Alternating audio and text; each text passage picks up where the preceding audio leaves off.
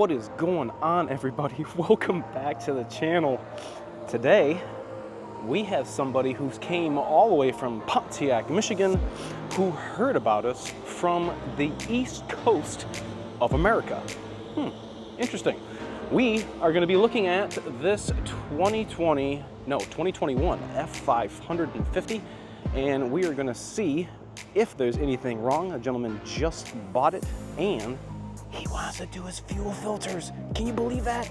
May doze, but we never close. Either do we. We'll see you guys. Let's go.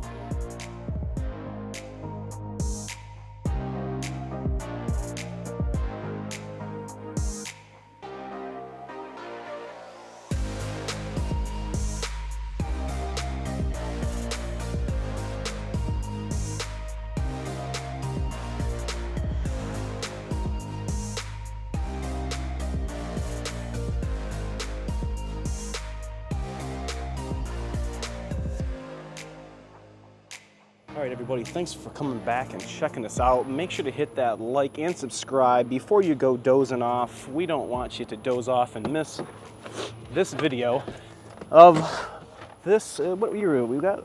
20, yep, 21. I just want to make sure I didn't screw that up. 21 F550. We have 100,329 miles. She is a rollback. And here's the beeper. Beeper beeping. All right, let's go ahead and get this into the shop. Like I said, we're going to be doing some fuel filters, and the customer just bought it and wants to kind of just get a vehicle inspection done so that he's got kind of a baseline of what condition this truck is in right now. Now, he did mention that he has had many Fords, and this is the first wrecker that we've had in the shop.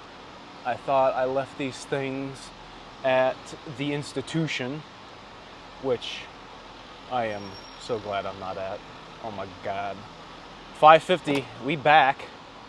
Let's see, we up far enough? Yes, we are. Key off. Key off. Let's pop the hood and let's get a walk around really quick, see what kind of condition this 550 is in. All right. I like the color scheme. Usually see these come in just all ratted out. Obviously they're dragging stuff up on here that, you know, is all broken down, but I mean, it doesn't look too bad up there. Okay. Bunch of grease and everything down here, all oozed up. Looks like hopefully somebody's been greasing the pivot points. How many of you guys out there right now who watch the channel, who follow the channel, have tow trucks, who have a conventional tow truck, or do you have a rollback like this one? I don't usually see too many of the rollbacks. I don't see too many of the conventional ones, I should say. I do see a lot of the rollbacks equipped with the 6.7, but that's something that's unusual. When these things were first coming out and they were cab chassis, we always questioned how come they didn't have the dual tips like the pickup trucks. Well, cab chassis, they have to meet different emissions requirements, and they just didn't have that dual tip end. So that wasn't a requirement, I guess, for the newer trucks. I remember the older cab chassis, they did have the dual tip. So original batteries, possibly? Nope, not original batteries. Somebody's replaced them, but they definitely looking juicy. Let's go ahead and move this. I feel like we're getting a little too much wind noise. Front end's not all busted up. Look like maybe the bumpers kind of pushed in. All right, we have the block heater core. Doesn't have the cap. Not a deal breaker. Coolant. All right, coolant looking a little high. That looks like gold coolant and not the green coolant. So my question to be, why would somebody have replaced the coolant? Definitely smells like coolant. 21 psi testing pressure, or the system pressure, so to speak. All right, so let's see. Do we have any signs that this was taken apart? We got anything on this bolt head at all on the radiator? No, it doesn't look like it. Doesn't look like it. How about our cold side charge tube? Amazingly intact. How is that? Looks like we got dual alternators. Dual alt. We have that cast iron EGR valve. That's indicative of cab chassis. Cab chassis. Upfitters definitely have a problem here. Can we look through here and see the air filter? Well, it doesn't look fresh. That could be a problem. So we're gonna wanna have to check that out and actually pull that out. A lot of you guys ask about the CCV box. If your CCV box has 8 milli bolt holes all around the top, then that means that, so come over here, it has a serviceable filter, and that's only gonna be the 350 dualies and above. If you are gonna need that CCV filter, FL2077 comes in a box just like this. I don't remember how much they are, but if you choose to do so with that, or you get the new PC3Z 6 Apple 785 Apple box to completely rid yourself of having a box with a filter. Well, while we're in here, we're gonna get an air filter because dude's gonna need an air filter, and he's coming in for fuel filters, so we might as well just get some supplies out. Gotta stay stocked. I just ordered another barrel of oil, actually 2 barrels of oil, 1 more barrel of gas oil, 1 more barrel of full synthetic diesel oil. This is 1, 2, 3, this is the 4th barrel of diesel oil that I've went through. I did not think I'd be going through that much oil, but hey, you guys want the oil changes, you guys want the maintenance, I gotta deliver, I gotta have the good stuff. So Amsoil is also what we run, if I haven't already said, and if you are interested in ordering it, make sure to check the description out of every video, guys. I put so much fresh information in there for you, discount codes, websites, links to the parts that we put on, and if you're interested in buying Amsoil, you can buy it through me. I'm a dealer. And all you have to do is click on the link in the description and it brings you to the Amsoil portal. And as long as you order anything through that link, it gives credit to me, and you know, you're supporting us and we're supporting you. So it's good for everybody. All right, so back to the 550.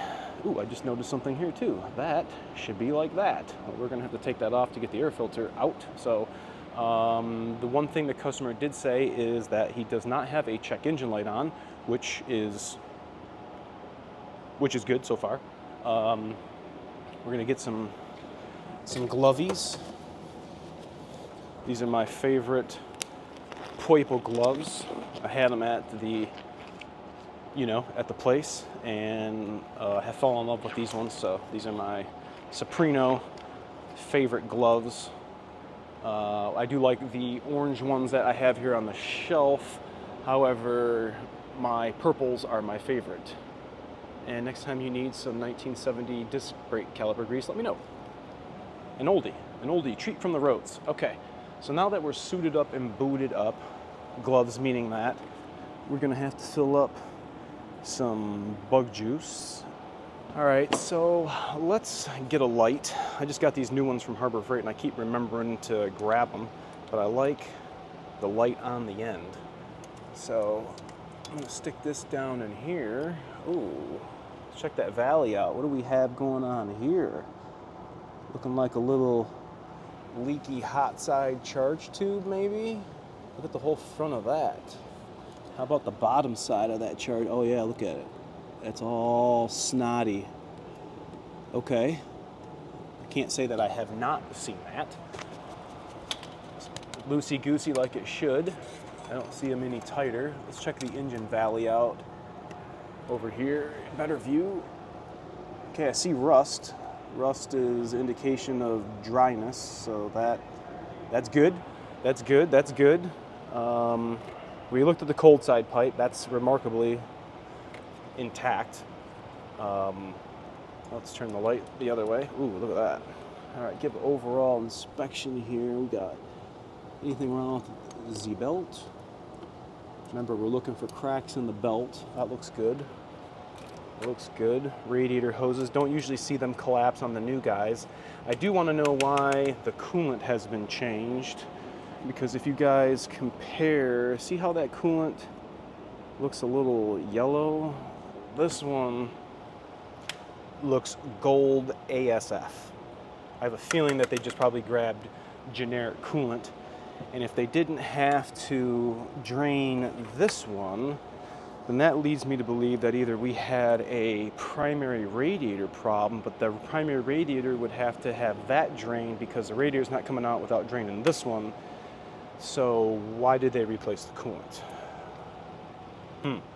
Remember, we don't have any witness marks on that bolt right there going to the radiator support. Kind of testing a hypothesis, inspecting for any evidence other than this not being where it's at. I mean, so far everything has been where it should be, and that is supposed to be slid over a little more. Wire down in its clip, check. All right, everything over here is intact. That still has its tether, that's good. Okay, so I don't know what's been done to this. Maybe they changed the coolant themselves, I don't know. So far, on top of the engine, everything looks okay, except for this air filter. And this air filter, we'll just pop this off. We could see it right through here, but that's not really given that good of an indication. I'm gonna take the mass airflow sensor off. If I can get the clip, get the nail. No nail.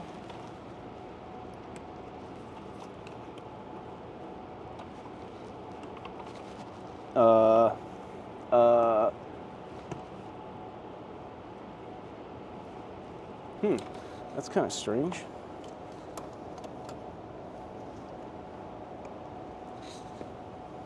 It's just a mass airflow sensor connector. There we go. Holy criminy. Why was that so difficult to remove? All right, whatever. It's off. We have a 7mm. I'm gonna take this lid out, off. And this is just gonna kind of accordion off. Air filter lid off. All right, you guys are watching it with me. Do we really have a bad air filter? Oh.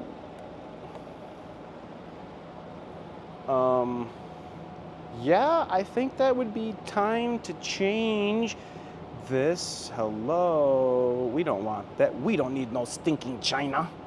Okay. I'm sorry, but this is going to be getting a new air filter right meow. So, new one. This is a FA2031, straight up for your 6.7 Power Stroke, diesel only, front of vehicle. Let's see what they say. Ooh, look at all that stuff. Ooh, nasty. Okay, let's do something I don't think you guys have seen me use before. I'm gonna use this air vacuum that I've had probably at least 20 years. I got it at a Snap-on swap meet. Let's get all this out of here.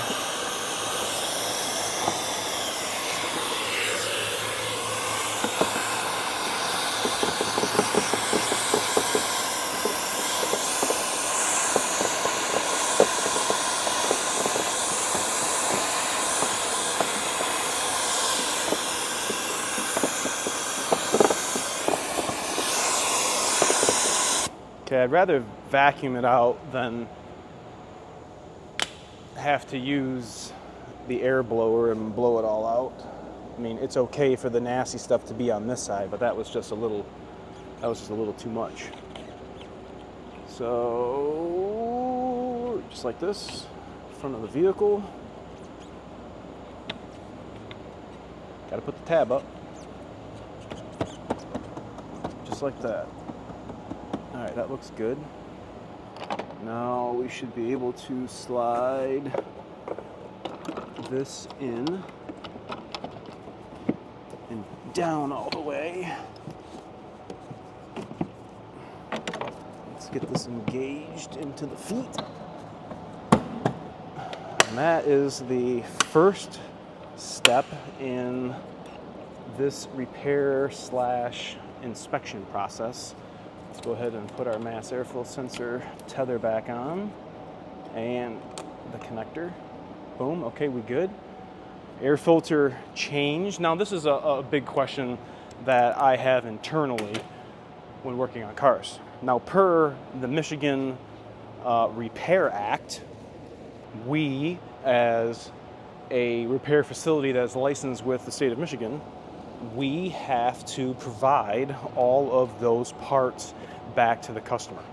Now, whether or not those parts are too heavy to put in the vehicle, or if they have to be returned back to the OEM for a core, I still am in the habit of giving the customer back their parts because that's what we were instructed to do at the dealership.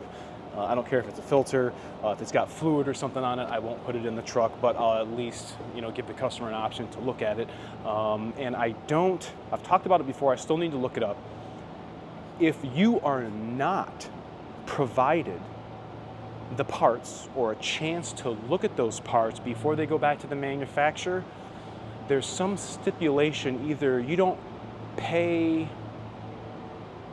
for the parts or you don't pay for the whole repair at all. I really need to look that up. I don't feel I have violated those because I have been at the institution for over 2 decades, and it was something, hey, we got to box up these parts, take them back to parts, got to write the repair order number on it, got to write the date, and all these things have to be sent back to Ford Motor Company. Well, the same thing, I kept that congruent when I was doing cash repairs because I still wanted the customer to see his parts, but I didn't want to just throw them out because I wanted to look at them. So that was one of the things that I had to always do, but I don't know if you guys knew that or even asked to request to see your parts. But this guy is getting his FA 2031, so he can inspect and see now, for one, what air filter he's going to need, and two, he's going to watch this video and now feel confident about the air filter that he may have to replace in the future when maintaining this 21. So I guess without further any more wasting time, and before I forget this, we'll push this on all the way, and if you don't have Oetiker clamp pliers, if you gingerly come over here and get your dikes, let me go on this side, and just kind of give this one more before it breaks. I'll give this one just a tiny bit, just a tiny bit more. Same with this. Come on, do it with me. 3, 2, 1. Right there. Do these ones too. This is one of the not big things, but I see these leak often.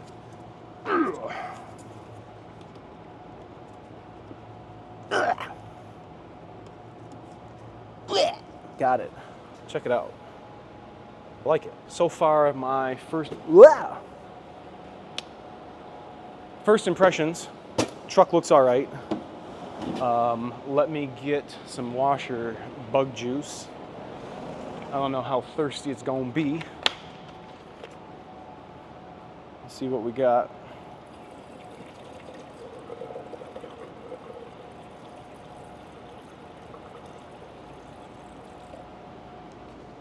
Needs more. Opening the new stuff. Opening the new stuff. Premium washer fluid. We're going to pour it with the right hand instead of the lefty. How full is she gonna go? Oh, it's Monday. It's freaking grass cutting day. These landscapers outside drive me nuts. All right, so we're filled, and where did I put my cap? Did I throw my cap out? Losing my mind today, fellas. Straight up losing my mind. There it is. I think I think you guys watched the video of me quitting. It was a very hard thing for me to do. My 22, almost 23 years being there, there was a very, very small chunk of time where I was an hourly employee, where you could get overtime. The remaining time was all flat rate. And I don't know if you guys, a lot of you guys know, but I don't know if you guys understand what flat rate is and how hard it can be. It is a real struggle. It's not for everybody. And I think I need to make a video talking about how that flat rate situation can affect yourself, your health, friendships, relationships. And I want anybody who's getting into this industry to highly think about that kind of pay, because what this society has done has made it a rule of thumb. We just all do it, and it is, you go to work and you work for the man, and you work as hard as you can to provide for your family. And that constant thumb, so to speak, you're getting pushed, you know, they skim off what you make to make their millions, and what are you left with? A deflated balloon. And it is something that's very serious to me. It has affected how I do things. Flat rate mentality is throughout everything I do. Cutting the grass, cleaning the house, working on my own stuff. I want to get out of the flat rate cloud. It wasn't until I was on the outside that I could really see what hold it had on me.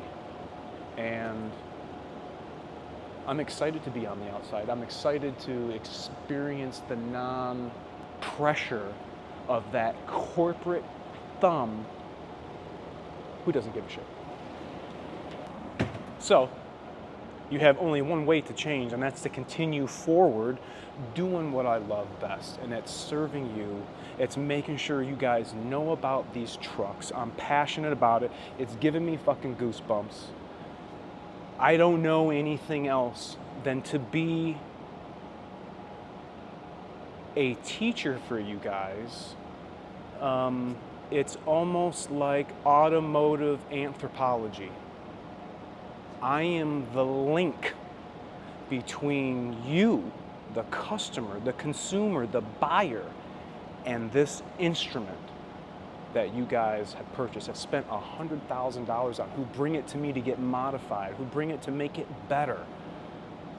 I love doing what I do, and it's been tough. It's been tough. And breaking away from the original, I digress, of this video. It's just, I think I need to make that video about that, because it's something that is really important to me, and I want you guys to know how it can affect you too if you choose that. We'll get into more detail about that. But let's get underneath this truck. Gonna look at it from the underbelly.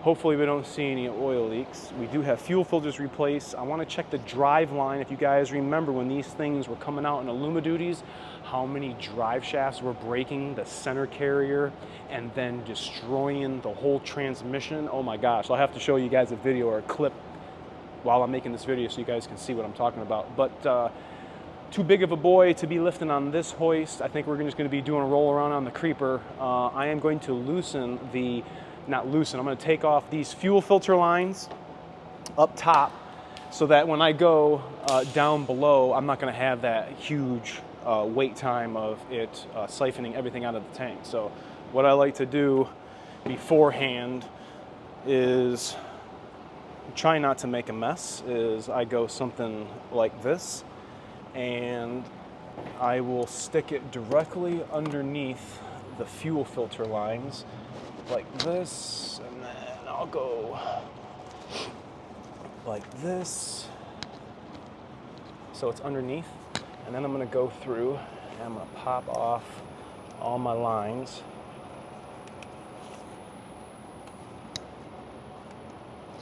Okay, that, I'm going to let it do its little dribble. This one's going to have to be done first in order to get the other line off. Ow, it's my thumb. Why isn't this coming off? There we go. White clip all the way. Yep. Go ahead and pull, ooh. Go ahead and pull that off. You can see that fuel just leaking. I don't like to make a huge mess.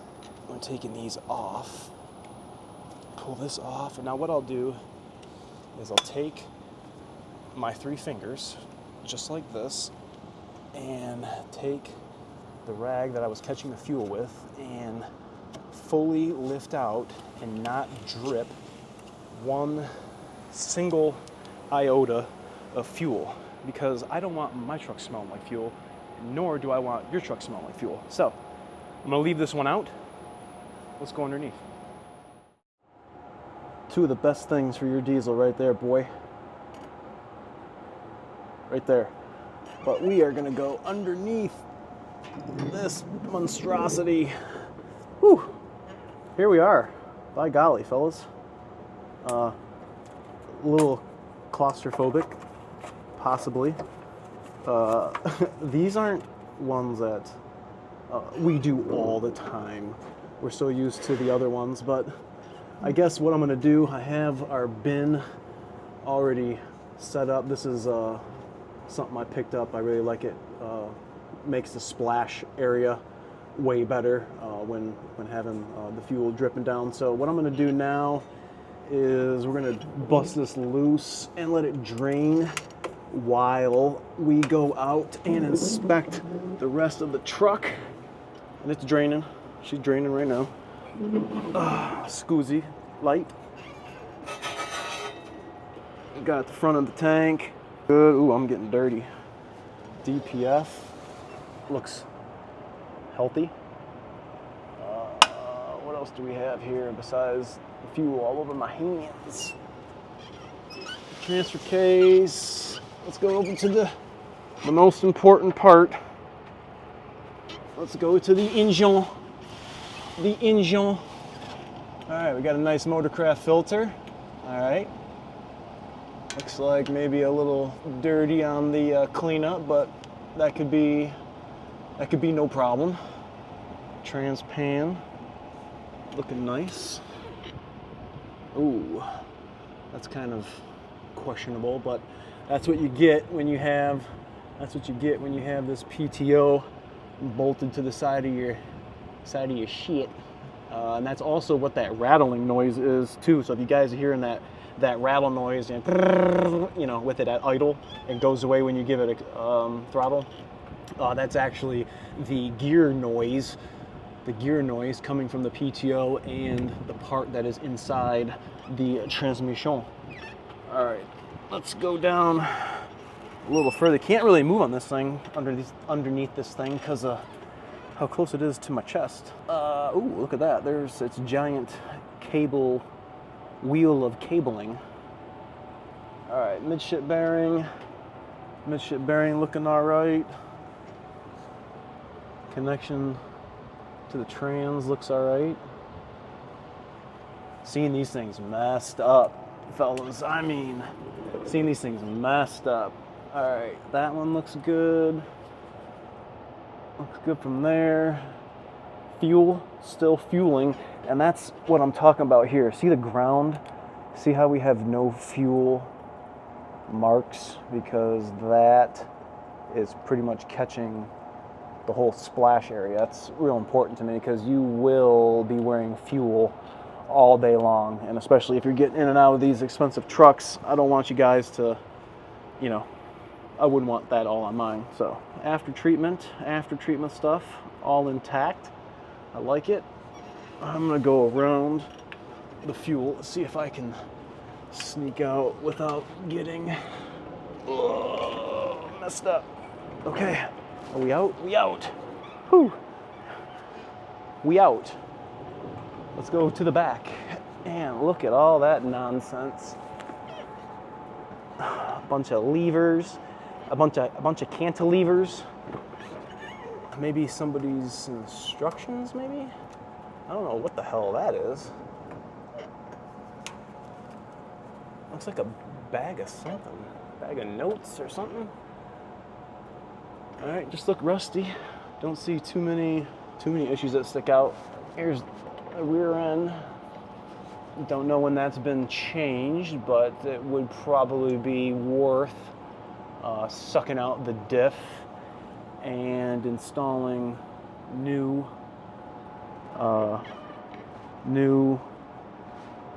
fluid. What on earth? What on earth? What in the third rock of the sun are we looking at? Oh, is that what they tried doing? Somebody failed to weld on an exhaust hanger like that? Oh my gosh, dude, I don't know how to weld, and I am 100% certain that I could weld better than that. Yeah, that's bad. All right, well, let's, So maybe it did have dual tips, but I do see these come from the factory with single tips. Very interesting. I believe I don't hear any more fueling, which would indicate to me that it would be time to change this filter. No, it's still fueling. Okay. Wow. Let's see if we can fisheye this. That was quite challenging, I guess. Okay, I'm gonna slide this out. Turn it. I'm gonna turn this like this and still try to have a leak zone underneath the truck, which I think I'm gonna have. But what that's allowing me to do is I can come over here and work on the filter. Lightage. All right, holy bejesus. Once you get it over here, we're just gonna do a slithy slide. Ooh, what's up with that? That looks kind of rusty. I don't know how I feel about that. Could have been from inside the tank. I mean, obviously. We need a rag. Let's go ahead and do some brake cleaning. Oof. Let's shut this. Still don't know how you guys are breaking those. Brake clean Mafia. Denko is the best brake clean on the market, without a doubt. Yep. Huffing heavy over here, boys. Burning them bronchioles. Press it in, cause this shit's googly moogly. Good googly moogly. New filter, and we're gonna go something like that. And once it's ready, she's ready to go in. And now that we're not leaking, I'll back this out under the truck, and we're gonna go for another turn so that we can get our splash area, and I think that's about where I need to be. I'm gonna try to orchestrate this back in. I'm gonna get my tools ready. Okay, new filter. We're going in the same way we came out. I see the hole. Filter going up. Now what I'm doing right now is I'm using my pointer finger and my middle finger of my right hand, and I'm screwing in the middle bolt. Now I am screwing in one of the corners, which now I'm gonna start. with my ratchet.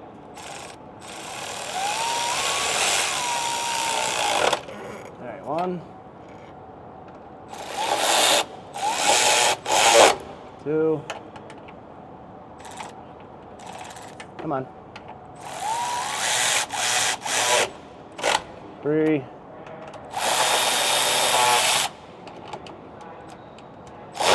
4, and then there's one right here on the end. Right, where is it? 1, 2, oh, duh, right here.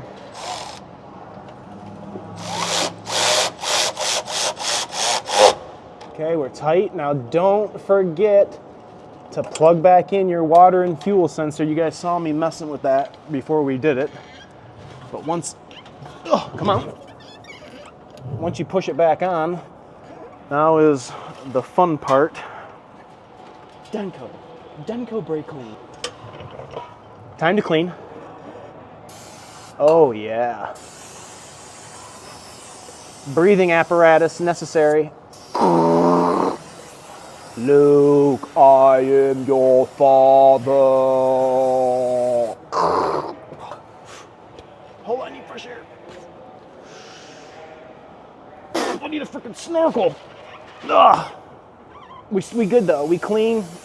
We double checking it. It's good. Now it's gonna be time to put on the upper filter. We'll just leave this basin out in the open, and we'll take care of this later. But you guys can see how much fuel drained out of this thing. It was a good amount. Look at that. That was a lot of, that was empty. There's a lot of fuel in there, so I try to keep the area clean when we're doing all this, because you just saw me laying on the floor, and I don't want to be laying on the floor in fuel. All right, let's go underneath the hood and reconnect those lines. New filter, putting it in. I have yet to see the new filters that I've been seeing circulate on the internet. They're from Ford, and they're a little bit more robust with this center line. All these go back on, clip on, tug, tug, tug. All right, let's go get the brake clean again. Let's go ahead and give it a hefty dose of Denko. Brake cleaning your Superduty since 2024.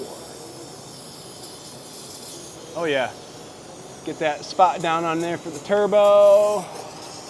Waste the rest of the can. And yes, I am cognitive about how much each can costs me. It's $2.19 a can. Denko. We love your stuff. Ray, PTT, Bearded Fortec, Denko for life. Time to turn the key on. Let's look for any leaks immediately. I don't see none here. Downstairs is gonna fill up first. See if we see any leakage. I hear gurgling, but I don't see any leakage. All right, let's turn the truck back off. Let's turn the key back on. Still leak free. Still leak free. Okay, so this is the second prime. Looking good up here. All right, let's turn the key off and turn it back on. Now remember, we did put a new air filter in here, so we're gonna let the customer know the air filter, fuel filters, we topped off his washer solvent. Don't top off all your fluids. Do not add brake fluid to your brake fluid master cylinder if you don't have a hydraulic leak. If you don't have a hydraulic leak, leave it alone. You're not supposed to add brake fluid unless you have a leak.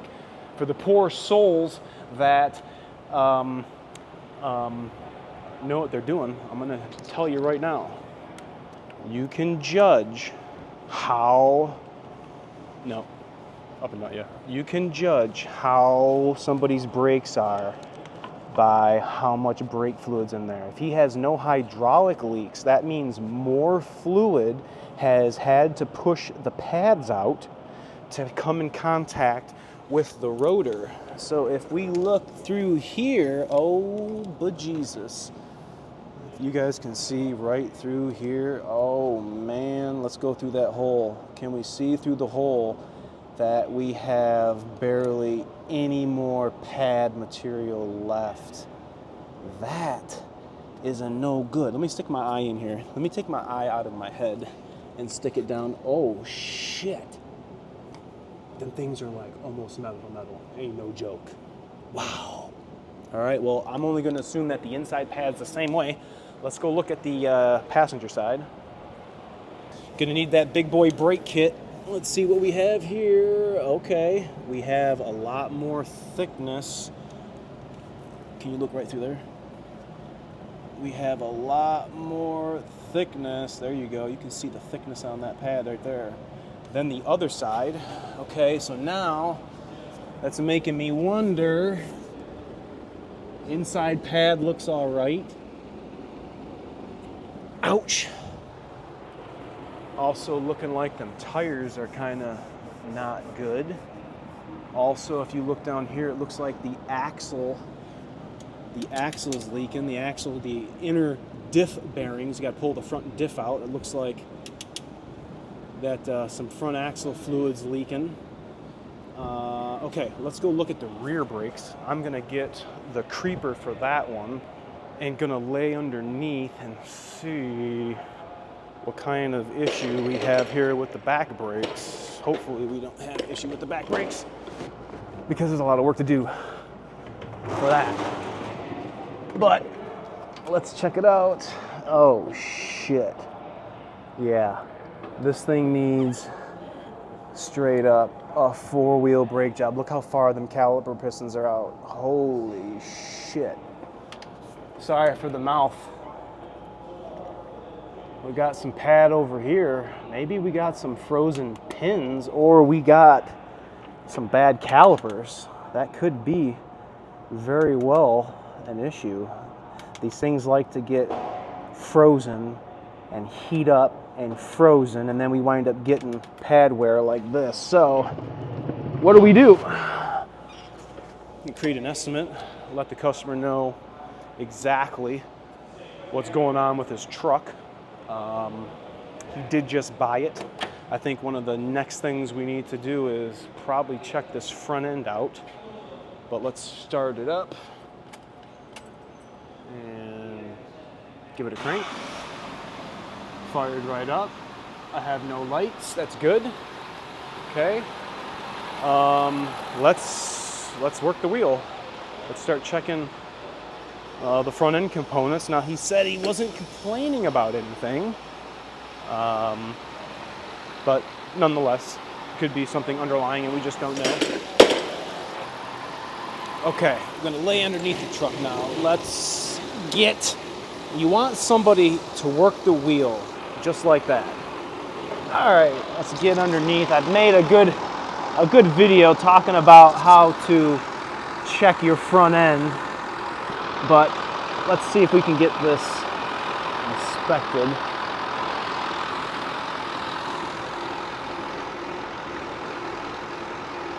All right, I feel some play there. Let's look, I don't know if you guys can see that. Let's check this one. Yeah, I got some play there. Let's move along down the line. How about drag link? Oh yeah, my finger's getting smashed in between the bushing and the bar.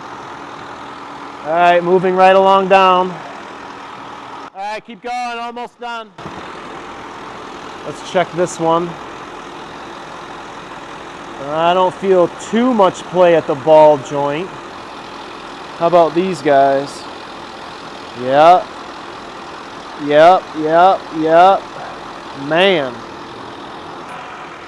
Man, this truck is in okay shape. Just needs a little TLC, and all that takes is some money. We're gonna go and actually talk with the customer and find out what he wants to do with his 21 F550 and what he has to do to keep it back on the road. Brakes, air filter, some front end stuff, maybe a diff leak. We're gonna find out But I want to tell you guys that I appreciate you guys for watching and coming back every single freaking time. I wish I could convey to you all how much that means to me. It's what I like to do, and I appreciate you guys watching what I like to do. Remember to like, comment, sub, share, and I will catch you guys all next time in front of a Ford Super Duty. I'll see you.